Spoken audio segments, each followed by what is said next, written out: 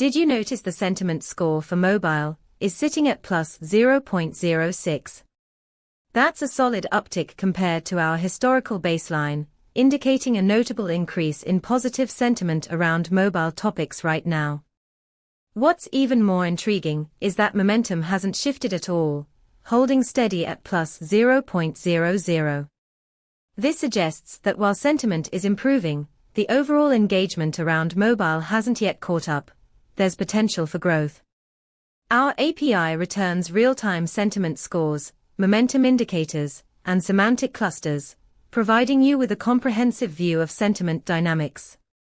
Imagine using this to enhance your mobile app's user experience by tailoring features or marketing strategies based on shifting user sentiment.